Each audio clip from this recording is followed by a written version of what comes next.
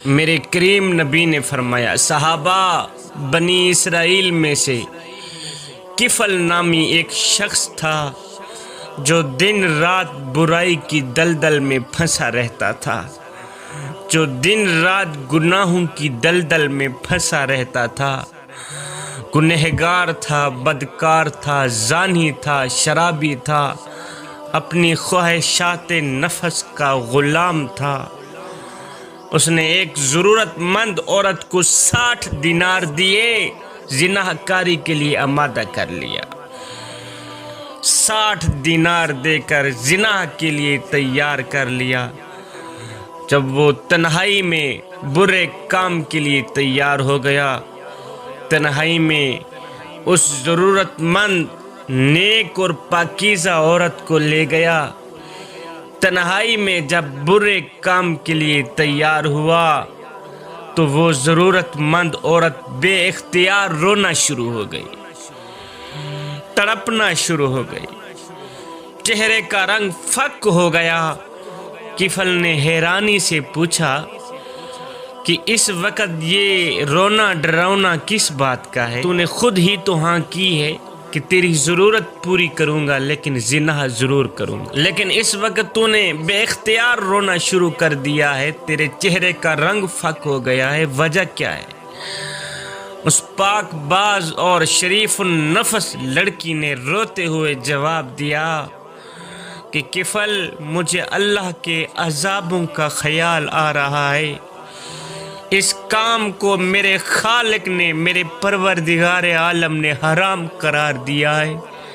میرے اللہ نے خود فرمایا ہے زنا حرام ہے، حرام ہے، بدکاری حرام ہے۔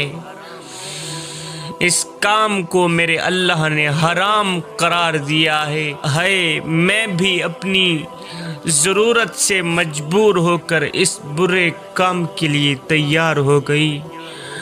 اب اللہ کا خوف آنے لگا ہے، سوچ رہی ہوں کہ قیامت کے دن اپنے مالک کو کیا منہ دکھاؤں گی کہ میں نے وہی کام کیا جس کام کا تو نے انکار کیا۔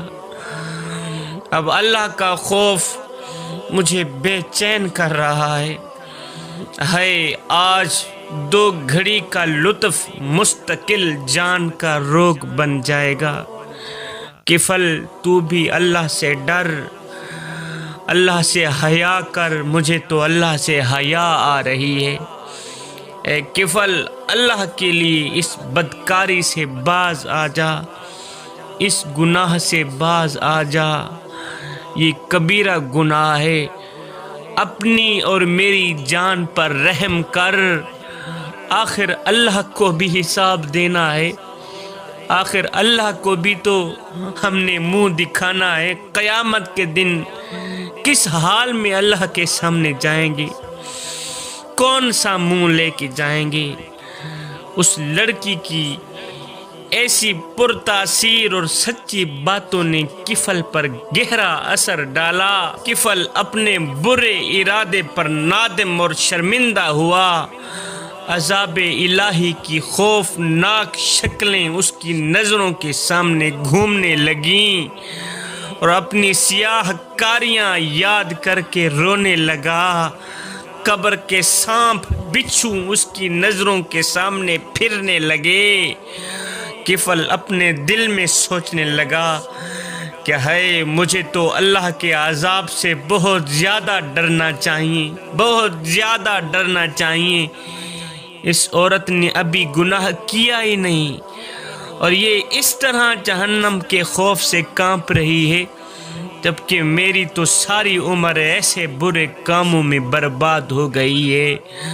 مجھے تو اللہ سے زیادہ ڈرنا چاہیے، مجھے تو اللہ کے عذاب سے زیادہ خوف کھانا چاہیے۔ کفل نادم ہوا، شرمندہ ہوا، خون کے آنسو رونے لگا۔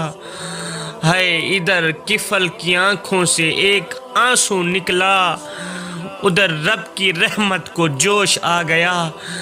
کفل نے کہا، اے اللہ کی نیک بندی، گواہ رہ جانا، میں آج تیرے سامنے سچے دل سے توبہ کرتا ہوں کہ آئندہ اپنے رب کی ناراضگی کا کام کوئی بھی نہیں کروں گا، میں وہ کام کروں گا جس پر میرا اللہ بھی راضی ہوگا اور اس کا نبی بھی راضی ہوگا۔ اللہ کی نافرمانی کا تصور بھی دل میں نہیں لاؤں گا۔ گناہ کرنا تو جہاں رہ گیا، اللہ کی نافرمانی کا تصور بھی دل میں ہرگز نہیں لے کے آؤں گا۔ میں نے وہ رقم بھی اللہ کے واسطے تجھے دے دی ہے، تجھے معاف کر دی ہے۔ اس کے بعد اللہ کے حضور توبہ بھی کرتا ہوں، تو بھی دعا کر، اے اللہ کی نیک بندی تو بھی دعا کر، اللہ کفل کی توبہ قبول فرمائے۔ کفل رو کر کہنے لگا، اے پروردگار عالم میری خطائیں معاف کر دے، میں گنہگار ہوں، بدکار ہوں، سیاہکار ہوں، مجھے اپنے دامن عفو میں چھپا لے، مجھے جہنم کے عذاب سے بچا لے۔ میرے کریم نبی روتے ہوئے فرماتے ہیں کہ اسی رات کفل کا انتقال ہو گیا۔ صبح لوگ دیکھتے ہیں کہ اس کے دروازے پر لکھا تھا، کفل کے دروازے پر لکھا تھا کہ اللہ نے کفل کے گناہوں کو معاف کر دیا ہے، اللہ نے کفل کو بخش دیا ہے۔ اس بے کس اور مجبور عورت کا حال ملاحظہ فرمائی جس نے ابھی گناہ کیا ہی نہیں۔ میرا اللہ فرماتا ہے جو اللہ سے ڈرتا ہے اللہ اس کے لیے مشکلات سے نکلنے کی راہ پیدا کر دیتا ہے۔ عورت گناہ سے بچنا چاہتی تھی، اللہ تعالیٰ نے اس کو نہ صرف اس گندے اور حرام کام سے نجات دی بلکہ اس کے حسن کردار کی وجہ سے کفل جیسے سیاہ کار گنہگار کو بھی اللہ تعالیٰ نے ہدایت نصیب فرمائی۔